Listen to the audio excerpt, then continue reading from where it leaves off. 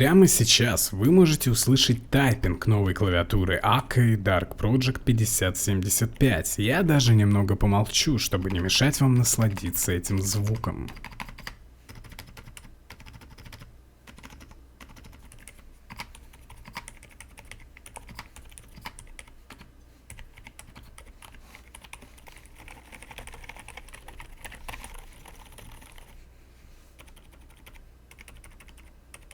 Я решил взять для обзора светлую версию на Silent свечах Akai Fairy. Существует также темная версия на свечах Gem Sapphire, но светлая мне визуально по фоткам понравилась чуточку больше, не считая пробела, но к нему мы еще вернемся. А еще к тому же в настоящий момент моей основной клавиатурой является Zone 51 Citrine, такого же форм-фактора, тоже на Silent свечах, и было интересно косвенно хотя бы их сравнить. Сразу скажу, что эта клавиатура от Akai Dark оставила неоднозначное впечатление, мягко говоря. Вначале все было отлично, я вскрыл коробку и обрадовался очень приятному комплекту поставки. Но потом, я, признаться честно, прямо сильно расстроен данной клавиатурой от Dark Project и Akai. Я довольно сильно ждал ее, у меня не было еще клавиатуры от Dark Project, не было клавиатуры от Akai. Я открывал для себя целый мир, в котором произошла коллаборация таких двух довольно именитых, по крайней мере в наших краях, брендов. И вот, значит, это их клавиатура, которая меня расстроила, и почему, сейчас я вам расскажу. В довольно необычном формате для меня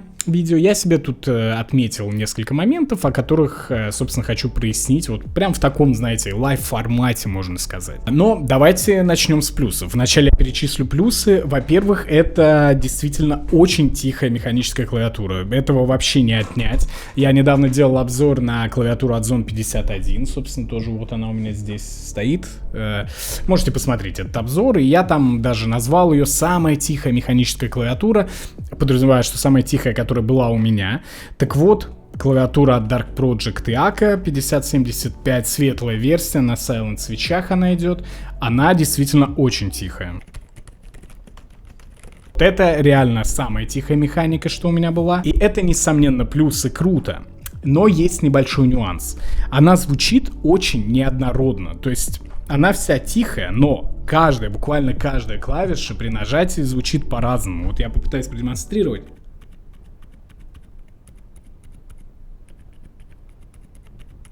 Я не знаю, как вам будет слышно, но в жизни это очень сильно ощущается. То есть у каких-то клавиш какой-то звонкий призвук, какие-то звучат глухо. Я не могу сказать, что это критический недостаток, но это бросается, честно говоря, при печати в уши, в общее восприятие всего происходящего. И мне, если честно, не очень нравится.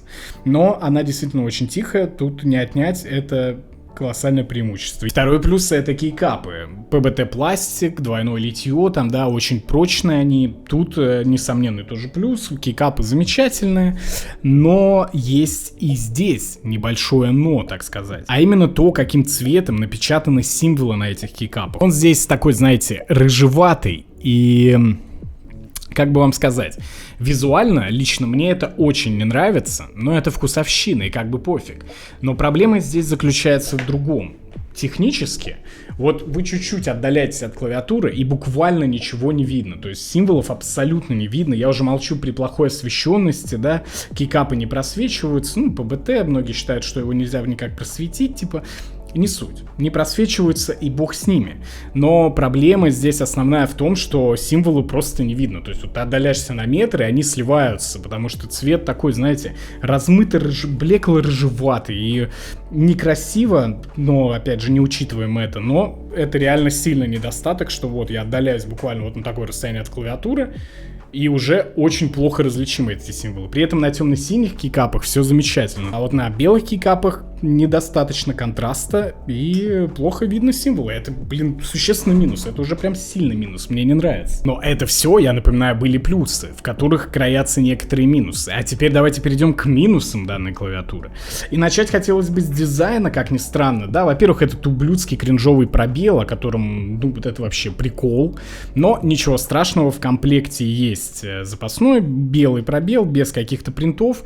Окей, хотя вообще как можно было догадаться сделать такой пробел, это довольно странно, на кого расчет, то есть это, блин, у меня реально даже слов нет, чтобы выразить, но да ладно, пробел хрен с ним, спасибо, что положили запасной. Знаете, вот как часто бывает, ты смотришь на какое-то устройство, на фотографиях каких-либо в интернете, а потом видишь его вживую, оно тебе прямо сильно нравится. Так часто бывает с айфонами, например, да и с клавиатурами со многими так бывает, с мышками, да совсем. Так вот здесь ситуация обратная. Дело в том, что это сейчас чисто личное, сугубо личное мнение и чисто мой вкус, но я думаю, по итогу многие смогут со мной согласиться, кто приобретет данную клавиатуру. Вот этот весь принт выглядит очень странно и не очень стильно.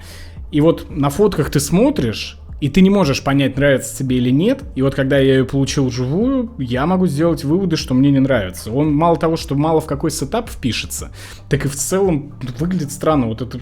При этом сделан качественный принт, то есть тут вопросов нет, но выглядит очень странно. И в дополнение к дизайну, вот эта вот крутилочка, регулировка громкости и подсветки, тоже личная, сугубо моя тема, но у меня есть некоторый бзик. Когда, короче, эта голова не стоит ровно, я не могу успокоиться, я смотрю на нее и обязательно прокручу ее, чтобы выровнять. И это уже переросло в какой-то психоз, если честно, и это меня совершенно не устраивает и не нравится. Но это тоже сугубо лично, и в какие-то объективные недостатки сложно такое занести, но тем не менее, вот если вам интересно мое мнение, то дизайн у этой клавиатуры прямо не очень. Плюс цвета не сочетаются, понимаете, кейкапы тут такие немного кремовые, вот колесико, например, полностью белое. Принт основной, вот где белые оттенки, он не кремовый, он такой бело-голубоватый, что ли, знаете, с голубоватым оттенком. То есть суммарно все это не сочетается и выглядит не очень красиво, если честно. При всем уважении к Dark Project, опять же, да, но вот некрасиво. Клавиатура стоит в районе 7000 рублей, и у нее нету беспровода. И да, я знаю, что многие, я там в том числе, считаю, что клавиатуре не обязательно иметь беспроводной режим, чтобы быть крутой. Бесспорно, даже за 7000. Хотя, на самом-то деле, очень бы хотелось, чтобы он был. Меня удивляет, что многие производители даже в клавиатуры за 5000 рублей, там за 4 умудряются впихнуть и батарею, и радиоканал у них есть, и все замечательно. Здесь этой функции нет, и я это отнесу к недостаткам, поскольку я сам недавно стал пользоваться беспроводной клавиатурой, вот Zone 51 Citrine. И да, я довольно часто использую в беспроводном режиме, у меня происходят сценарии, при которых это очень полезная функция. Здесь этой функции нет, это недостаток.